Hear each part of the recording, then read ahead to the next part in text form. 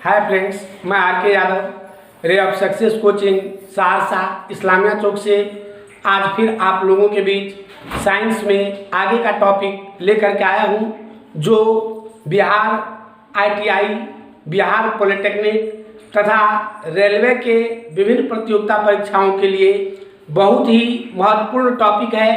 आज हम लोग इन्हीं सब टॉपिक पर बात करेंगे। तो पिछले क्लास में हम लोग बात कर रहे थे बॉयल्स एवं चार्ल्स के नियम पर। आज हम लोग बॉयल्स एवं चार्ल्स के नियम को आगे बढ़ाते हैं। उसमें जो बहुत इम्पोर्टेंट न्यूमेरिकल्स है, जो एग्जाम में बार बार पूछा जा रहा है, वो मैं आपके सामने आज प्रस्तुत करूंगा और आप अपने रेफरेंस बुक से इन सभी नियम को याद करें, समझें और जो प्रॉब्लम है आपके गाइड में, आप अपने अपने गाइड से भी इस प्रॉब्लम को सॉल्व करने का कोशिश करें। यदि फिर भी किसी प्रकार की परेशानी आपको हो तो आप हमें कमेंट बॉक्स में कमेंट जरूर करें। उससे पहले कि मैं टॉपिक पर बात करूं, आपको ये बता देना चाहता हूं कि यदि अभी तक आपने हमारे इस YouTube चैनल को सब्सक्राइब नहीं किया है तो इसे जल्द से जल्द सब्सक्राइब करें, लाइक करें और शेयर करें, ताकि मेरे प्रत्येक वीडियो का लाभ आपको लगातार मिलता रहे। तो चलिए हम लोग आज बात करेंगे चार्ल्स के नियम का। ध्यान दीजिए, V directly proportional to T at constant P, at constant P, यही है हमारा चार्ल्स का नियम। ध्यान दीजिए, V directly proportional to T at constant P।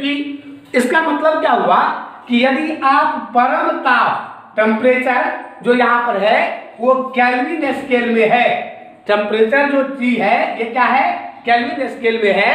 तो यदि आप परम ताप को बढ़ाते हैं तो वॉल्यूम भी बढ़ता है, लेकिन प्रेशर जो है इसको कांस्टेंट आपको करना पड़ेगा।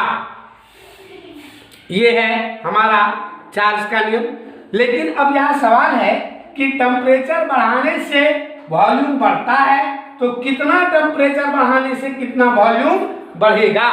इसके लिए चार्ल्स का जो दूसरा नियम था उसको देखिए कि यदि 0 डिग्री सेल्सियस ताप पर किसी गैस का आयतन जो है ये V0 हो एवं T डिग्री सेल्सियस ताप पर आयतन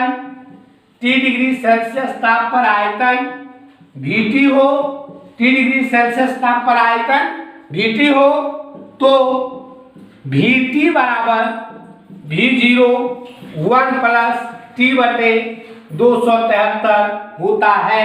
ये आपका चार्ल्स का दूसरा नियम भी कहलाता है। ध्यान दीजिए, ये आपका चार्ल्स का दूसरा नियम कहलाता है और इस फॉर्मूला से ये निष्कर्ष निकलता है कि यदि टेम्परेचर को 1 डिग्री सेल्सियस बढ़ाया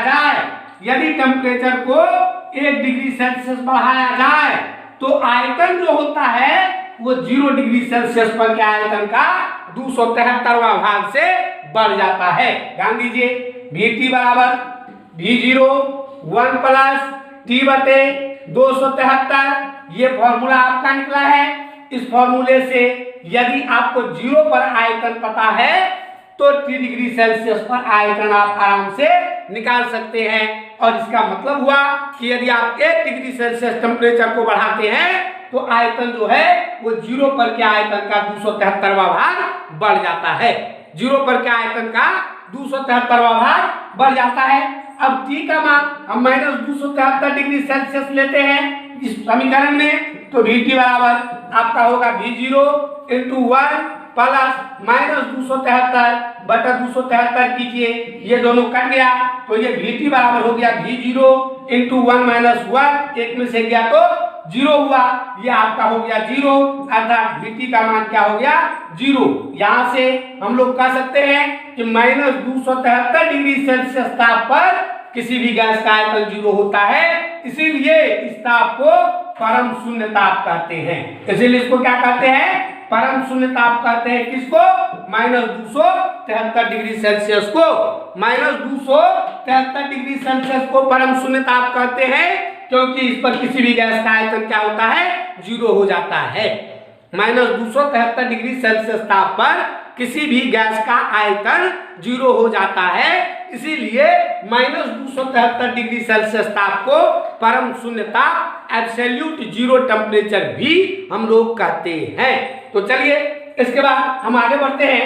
बॉयल्स चार्ल्स का नियम ये हमारा था। अब हम आते हैं एवोगाड्रो के नियम में। ध्यान दीजिए, एवोगाड्रो का नियम क्या कहता है, इस पर हम लोग थोड़ा सा बात करें, उसके बाद फिर आगे बढ़ेंगे। ध्यान दीजिए,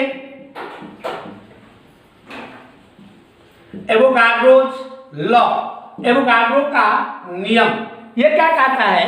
कहता है कि यदि temperature T and P, temperature और प्रेशर को कांस्टेंट कर दिया जाए, यदि टेम्परेचर और प्रेशर कांस्टेंट हो, टेम्परेचर और प्रेशर कांस्टेंट हो, तो किसी भी गैस के समान आयतन में अणुओं की संख्या समान होती है।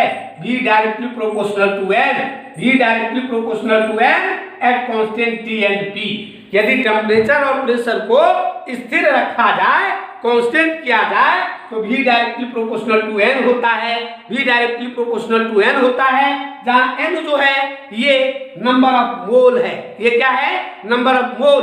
किसी गैस के समान आयतन में अणुओं की संख्या समान होती है, किसी गैस के समान आयतन में अणुओं की संख्या। जैसे एग्जांपल के लिए ध्यान दीजिए, एक मोल अगर हम CO2 का बात करें, एक मोल CO2 का बात करें, तो इसमें 6.022 इंटू 10⁻23 इतना अणु होता है।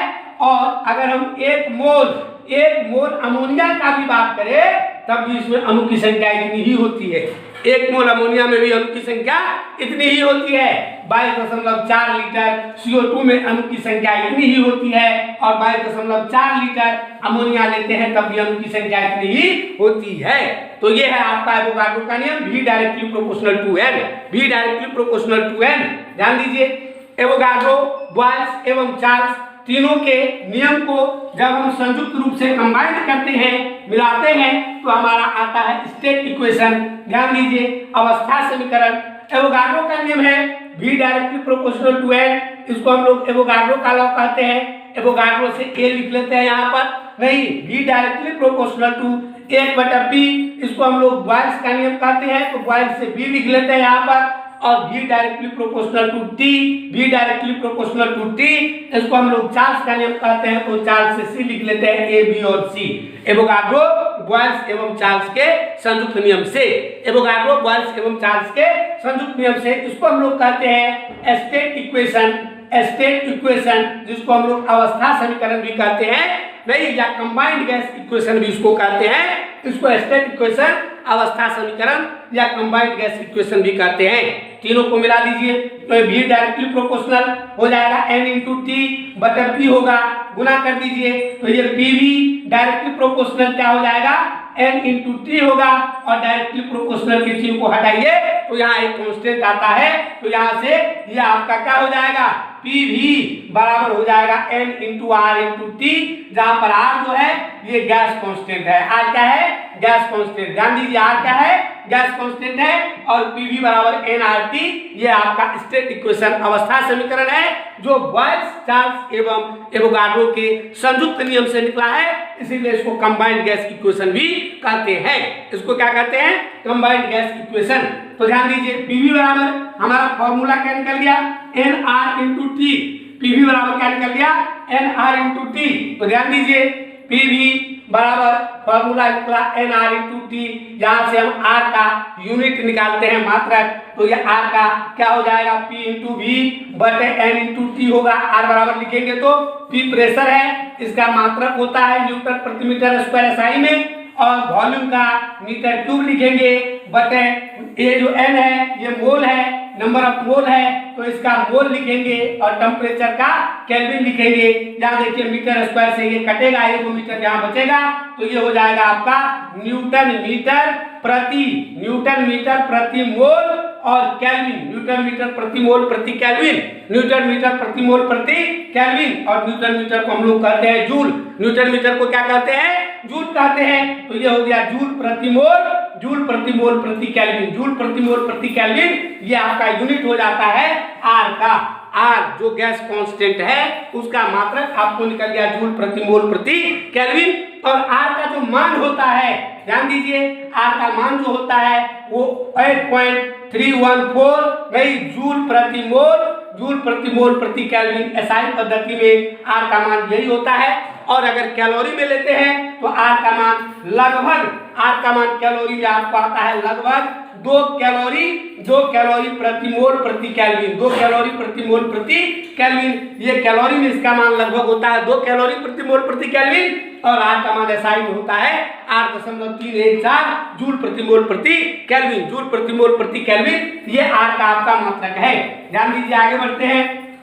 पीवी बराबर एनआरटी से आगे हम बढ़ते हैं। ध्यान से देखिए, पीवी बराबर जो है एनआरटी, इसमें थोड़ा सा यहाँ पीवी बराबर N into R into T है। पीवी बराबर क्या है?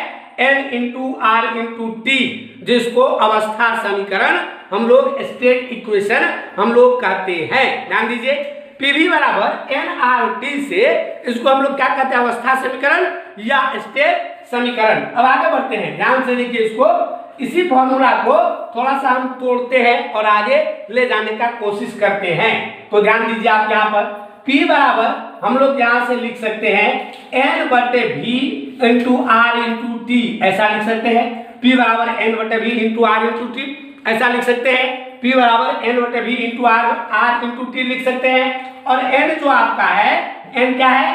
Number of mole, number of mole. ध्यान दीजिए, N क्या है? नंबर ऑफ मोल, मतलब मोल की संख्या, नंबर ऑफ मोल।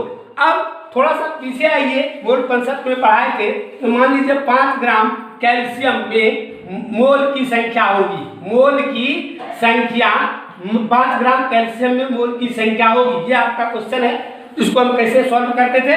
इसको सॉल्व करते थे कि 40 ग्राम कैल्शियम जो है इसको हम लोग 1 मोल कहते हैं, इसीलिए 5 ग्राम को क्या कहेंगे? 1/40 गुना 5, मतलब क्या? दिया गया द्रव्यमान बटे आणविक द्रव्यमान। फॉर्मूला क्या होगा मोल के लिए?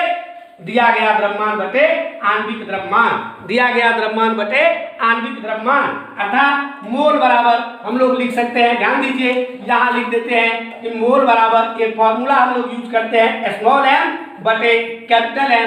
स्मॉल m जो है आपका गिवन मास है, दिया गया द्रव्यमान है, और m जो है ये मॉलिक्यूलर मास है, आणविक द्रव्यमान है। तो ध्यान दीजिए, अब इसको हम लोग आगे लेके चलते हैं। m बटे m आपका निकल गया, m बटे m आपका निकल गया। अब इसी फॉर्मूला को आगे लेके आइए। तो ध्यान से देखिए, मोल बराबर यहाँ जो n है इसको हम लोग क्या लिख सकते हैं? P बराबर स्मॉल m बटे कैपिटल M इंटू यहाँ पर V बगल में लिख देते हैं, इंटू R इंटू T लिख देते हैं। बोलिए कोई दिक्कत? यहाँ से अगर आगे बढ़ते हैं, यहाँ देखिए m बटे जो V है, मास बटा वॉल्यूम को हम लोग डेंसिटी कहते हैं। मास पर यूनिट वॉल्यूम को क्या कहते हैं? डेंसिटी कहते हैं। तो P बराबर हम लोग लिखेंगे D into R into T, अब बटे लिखेंगे M, D into R into T बटे क्या लिखेंगे? M। अब गौर कीजिए, तो यहाँ पर R जो है ये गैस कांस्टेंट है, ये नियत है। M जो है ये आणविक द्रव्यमान है, तो ये भी नियत है। ये दोनों ऑलरेडी नियत है, ये दोनों ऑलरेडी नियत है। इसका मतलब यहाँ से हम लोग यदि प्रेशर को, यदि क्वेश्चन में दिया हुआ है कि प्रेशर को कांस्टेंट कर दिया जाए, यदि प्रेशर को कांस्टेंट कर दिया जाए तो यहाँ से आपका रिलेशन क्या निकलेगा? D directly proportional 1/T। D directly proportional क्या निकलेगा? 1/T। D डायरेक्टली प्रोपोर्शनल क्या निकलेगा? तब यहाँ से D into T directly proportional 1 होगा, मतलब D डायरेक्टली प्रोपोर्शनल 1/T। इसका मतलब हुआ टेम्परेचर बढ़ाने से, टेम्परेचर बढ़ाने से, ध्यान दीजिए यहाँ पर, ध्यान दीजिए, देखिए टेम्परेचर बढ़ाने से डेंसिटी भी, टेम्परेचर बढ़ाने से डेंसिटी क्या होगा? घट जाएगा। D डायरेक्टली प्रोपोर्शनल 1/T आपका फॉर्मूला निकल गया। अब इसको हम लोग आगे बढ़ाते हैं। ध्यान दीजिए, D डायरेक्टली प्रोपोर्शनल 1/T है।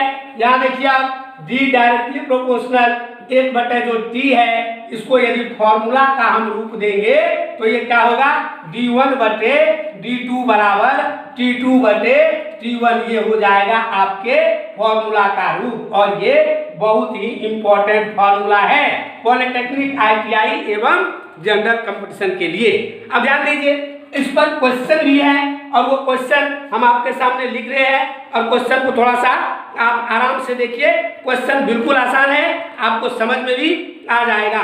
तो ध्यान दीजिए, हम क्वेश्चन लिख रहे हैं कि एक गैस का घनत्व 27 डिग्री सेल्सियस एवं 760 mm दाब पर 24 है। ध्यान दीजिए, हम क्वेश्चन लिखते हैं एक गैस का घनत्व, एक गैस का घनत्व, क्वेश्चन है एक गैस का घनत्व, एक गैस का घनत्व 27 डिग्री C ताप एवं 760 mm ऑफ Hg दाब पर 24 है, 24 है, 24 है। एक गैस का घनत्व 27 डिग्री सेल्सियस ताप एवं 760 mm Hg दाब पर क्या है, 24 है। 27 डिग्री सेल्सियस ताप एवं 760 mm ऑफ Hg दाब पर क्या है, 24 है। नहीं, यह है यदि दाब स्थिर रखा जाए तो किस ताप पर इसका घनत्व 18 होगा। यदि दाब को स्थिर रखा जाए, दाब को स्थिर रखा जाए, स्थिर रखा जाए, दाब को स्थिर रखा जाए तो किस ताप पर इसका घनत्व, किस ताप पर इसका घनत्व जो है, इसका घनत्व आपको 18 होगा। ऐसा क्वेश्चन है, और इसी क्वेश्चन को सॉल्व करने के लिए हम स्टेप इक्वेशन को यहां तक तोड़ के लाए हैं। ध्यान दीजिए, ये रिलेशन आपका है d1 बटा d2 बराबर t2 बटे t1, ये रिलेशन है d1 बटा d2 बराबर t2 बटे t1, और इसी रिलेशन के आधार पर हमारा ये क्वेश्चन सॉल्व होगा। एक बार आप क्वेश्चन को पढ़िए, ध्यान दीजिए। क्वेश्चन है आपका कि एक गैस का घनत्व 27 डिग्री सेल्सियस ताप एवं 760 mm ऑफ Hg दाब पर 24 है। यदि दाब को स्थिर रखा जाए तो किस ताप पर इसका घनत्व 18 होगा, और ये बिहार पॉलिटेक्निक में पूछा हुआ क्वेश्चन है। तो चलिए, डाटा जो दिया हुआ है वो लिख लेते हैं और डायरेक्ट इस फॉर्मूला में बैठा देते हैं। चूंकि प्रेशर कांस्टेंट है, D1 आपको दिया हुआ है, T1 दिया हुआ है 27 डिग्री सेल्सियस, तो यहाँ लिखिए T1 बराबर 27 डिग्री C जोड़ 273 कीजिए, केल्विन में बदलना है, ये हो गया आपका 300 केल्विन। T2 आपको निकालना है, और यहाँ पर D1 जो आपको दिया हुआ है ये कितना दिया हुआ है, 24, और D2 जो दिया हुआ है ये दिया हुआ है 18। D2 कितना दिया हुआ है, 18। अब ये आपका डाटा हो गया, क्वेश्चन में बैठा दीजिए, क्वेश्चन में बैठा दीजिए। देखिए आराम से आपका क्वेश्चन बन जाएगा। ध्यान दीजिए, रिलेशन है आपका d1 बटा d2, तो d1 के जगह पर लिखेंगे 24, d2 के जगह पर 18 बराबर t2 बटा t1, तो t2 हमको निकालना है और t1 का मान हमको दिया हुआ है 300। इसको काटिए 6 से, ये 3 से कटेगा, ये 4 से कटेगा, और ये इसको काटिए तो ये 100 से नीचे कटेगा, ये T2 बराबर निकालिए तो ये हो गया आपको 400 केल्विन। ये क्या हो गया, 400 केल्विन। और आंसर यदि आपको डिग्री सेल्सियस में निकालना है तो इसमें से 273 घटा दीजिए तो कितना हो जाएगा, ये 273 घटाइएगा तो ये हो जाएगा आपका 400 माइनस 273, तो ये लगभग 127 डिग्री सेल्सियस आपका आएगा। ये क्या आएगा, 127 डिग्री सेल्सियस। 127 इसमें 273 जोड़िए तो ये हो गया आपको 73 जोड़िएगा 200, 200 जोड़िएगा 400, मतलब T2 का मान अगर आपको डिग्री सेल्सियस में पूछता है तो कहिए 127, केल्विन में पूछता है तो कहिए 400। ये क्वेश्चन इसी तरीके से बनाया जाने वाला है, और इसी क्वेश्चन को सॉल्व करने के लिए हमने इसी प्रॉब्लम को सॉल्व करने के लिए स्टेट इक्वेशन का रिलेशन यहाँ तक आपको लाए, और इस रिलेशन से एक बात का हमको और पता चल गया।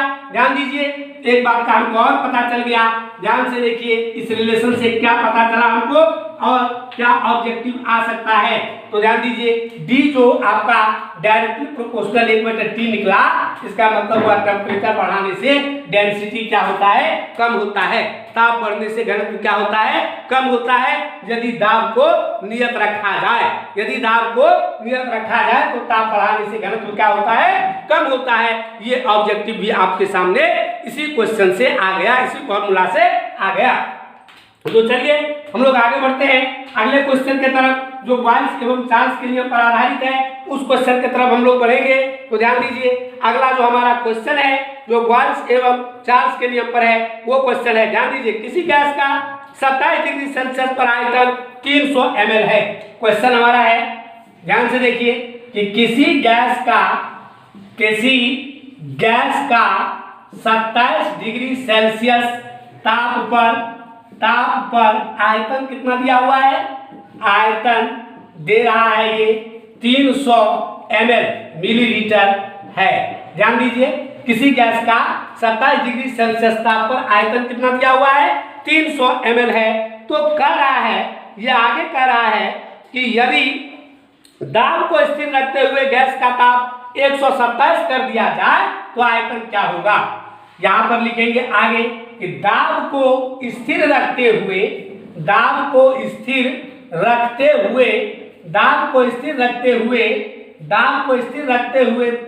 को क्या करेंगे, 127 डिग्री सी कर दिया जाए तो आयतन होगा। ध्यान दीजिए, तो आयतन होगा, क्या होगा तब इसका आयतन, क्वेश्चन एक बार फिर से पढ़िए। किसी गैस का 27 डिग्री सेल्सियस ताप पर आयतन आपको दिया है 300 ml। आयतन कितना दिया है, 300 ml।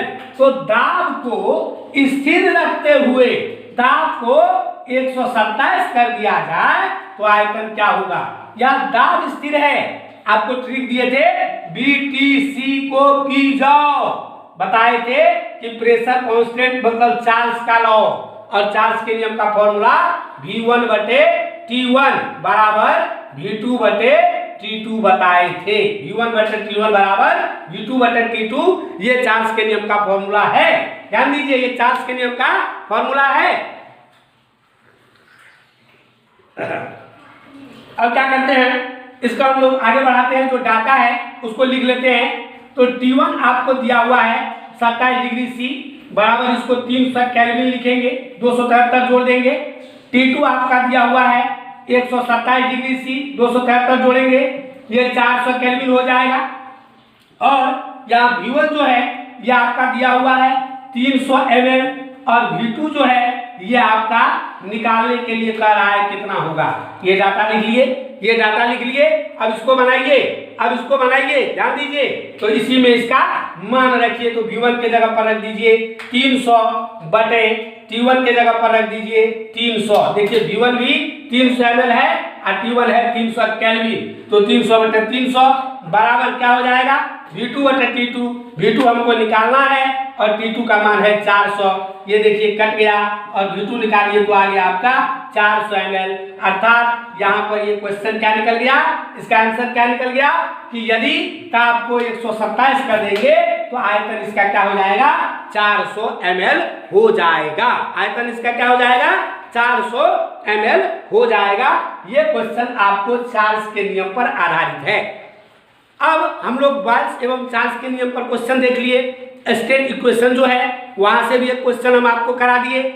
इसके बाद जो हमारा टॉपिक है वो हम लेते हैं बॉयल्स एवं चार्ल्स दोनों को, बॉयल्स एवं चार्ल्स तथा गै-लुसाक का भी एक नियम होता है। तो तीनों से रिलेटेड जो फॉर्मूला होता है उसको हम अगले वीडियो में लेकर के आएंगे। उसके बाद सबसे इंपॉर्टेंट टॉपिक जो यहाँ पर है वो है ग्राहम का नियम। वो क्या है, ग्राहम का नियम, ग्राहम के गैसों के प्रसरण का नियम, जहां से हर एक बार एक क्वेश्चन पूछा जाता है, चाहे वो ITI का एग्जाम हो, चाहे वो पॉलिटेक्निक का एग्जाम हो, चाहे वो कोई भी कंपटीशन एग्जाम हो। और वहां नॉमरिकल जो है वो आपको काफी पेचीदा नॉमरिकल सब देखने के लिए मिलेगा। ग्राहम के नियम में हम अधिक से अधिक नॉमरिकल भी आपके सामने लेकर के आएंगे और थ्योरी को अच्छे तरीके से आपको समझाने का प्रयास भी करेंगे। तब तक के लिए धन्यवाद।